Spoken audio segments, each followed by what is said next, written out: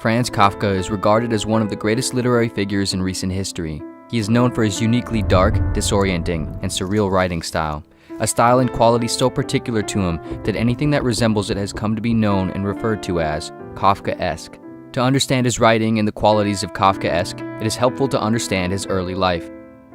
Kafka was born in Prague in 1883 to a man named Hermann and a woman named Julie. His father was a highly successful, well-to-do businessman who, through sheer force of will and a brash, aggressive personality, managed to rise from the working class, build a successful business, marry a well-educated woman, and become a member of higher middle society. As parents tend to do, Hermann hoped for a child that would measure up to his ideal stature of a person.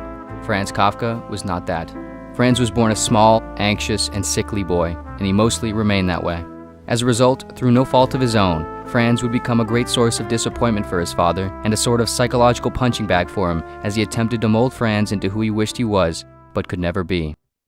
Throughout his adolescence, Franz developed an urge to write as a means of dealing with his increasing sense of anxiety, guilt, and self-hatred. Of course, his father did not allow him to pursue writing and ultimately defined the borders around Kafka's life, forcing him to pursue law as a profession. During his time studying law in college, Kafka continued writing and met one of his only real friends, Max Brod, another writer who would eventually convince Kafka to publish his first 3 collections of work. These pieces sold very poorly, however, and essentially went unnoticed. After college, Kafka would go on to work in a law office and then for an insurance company. Here, Kafka would become subject to long hours, unpaid overtime, massive amounts of paperwork, and absurd, complex bureaucratic systems. Kafka was understandably miserable. While working at the insurance company, Kafka continued writing on the side, producing some of his most notable pieces including The Trial, The Castle, and America. He did not attempt to publish any of these at the time, however, and even left much of his work unfinished, believing it to be unworthy. Kafka continued working at the insurance company for the majority of his remaining short life, while continuing to write around his work schedule. In 1924, he died of tuberculosis at age 41. Kafka never went on to publish any more of his writing, nor did he ever personally receive any success or recognition for the small amount he did. He died believing that his work wasn't any good. On his deathbed, he even instructed Max Brod to burn all of his unpublished manuscripts following his death. Obviously, Brod did not follow Kafka's instructions, because here we are, 100 years later, talking about him. After Kafka died, Brod spent the following year or so working to organize and publish his notes and manuscripts. Over the decade following, Kafka would become one of the most prominent literary and philosophical figures of the 20th century. In other words, one of the greatest writers and thinkers of the century lived his life with his work buried in some drawer, aware, unaware, or indifferent to the fact that he was sitting on some of the most significant works in recent history. He lived his life in the eyes of his father, an inadequate disappointment, and yet in the eyes of history, he is an immensely important individual. One can only wonder how many individuals like Kafka have and continue to walk this earth completely disconnected or restricted from ever seeing who they really are or could be. How many Kafkas have lived and died without ever sharing their voice with the world, whose voice would have changed it forever? How many people never know who they'll be after they're gone? Fortunately for everyone other than Kafka, his work was saved and an entirely new genre of thinking and writing developed in his name, Kafkaesque. Generally, the term Kafkaesque tends to refer to the bureaucratic nature of capitalistic, judiciary, and government systems, the sort of complex, unclear processes in which no one individual ever really has a comprehensive grasp on what is going on, and the system doesn't really care. But the quality of Kafkaesque also seems to extend much further than this. It is not necessarily exemplified merely by what these systems are, but rather the reaction of the individual subjected to them and what it might represent. In one of his most famous novels, The Trial, the protagonist Joseph K. is suddenly arrested at his home one morning. The officers do not inform K of why he's being arrested though, and he is then forced through a long, absurd trial in which nothing is ever really explained or makes much sense. The trial is riddled with corruption and disorderliness, and by the end of the novel, after having meandered the entire thing, K is never told why he was arrested, and yet he remains guilty of his final conviction. In another one of his more popular stories, Metamorphosis, the protagonist Gregor Samsa awakes into having suddenly been turned into an insect with no clear explanation. The first and recurring issues Gregor faces throughout the novel are the problems of getting to work, dealing with his boss, and providing financially for his inconsiderately needy family. Gregor, of course, cannot do this. He is a bug, and so he experiences increased dread trying to deal with his situation while becoming a useless nuisance to his family.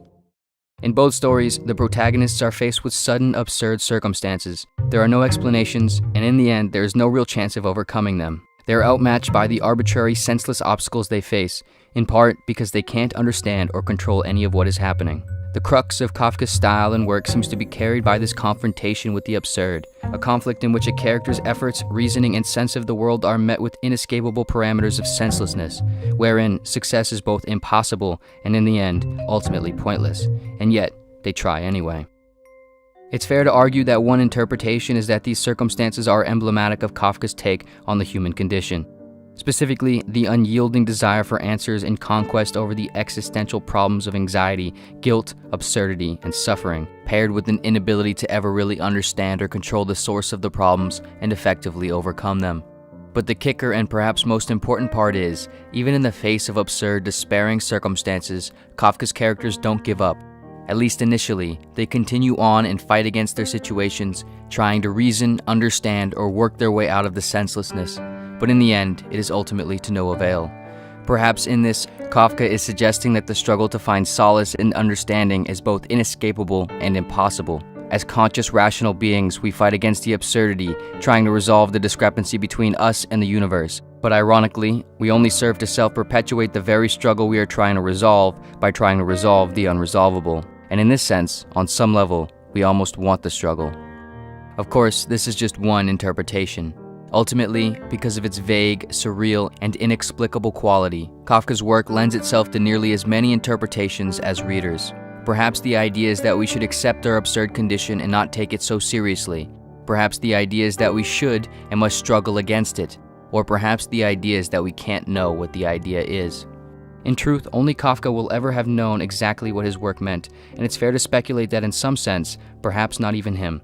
What is undeniable, though, is that Kafka's work has left a lasting impact on literature, philosophy, and humanity at large. It has helped readers around the world feel less alone in their own hunches of truth and moments of Kafkaesque experiences.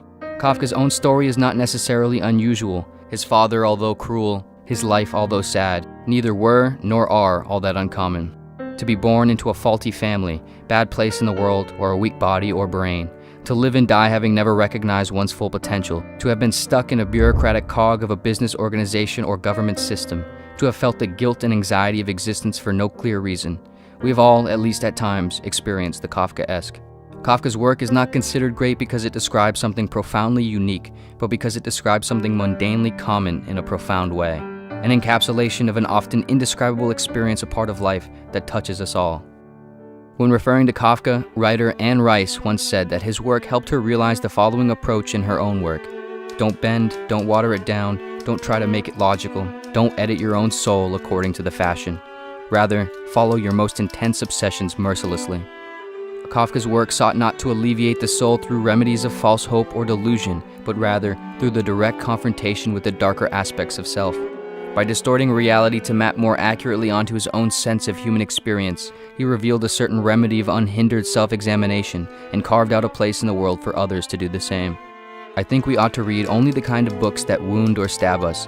If the book we're reading doesn't wake us up with a blow to the head, what are we reading for? So that it will make us happy? Good Lord, we would be happy precisely if we had no books, wrote Kafka in a letter to a friend. Although he might not have shared this explicitly, Kafka's work embodies and reminds us not that we wish to give up, but that despite all the absurdities and problems, we wish to continue. We wish to struggle against the universe and forge our own way. We wish to find and connect over honesty, however hard it may be.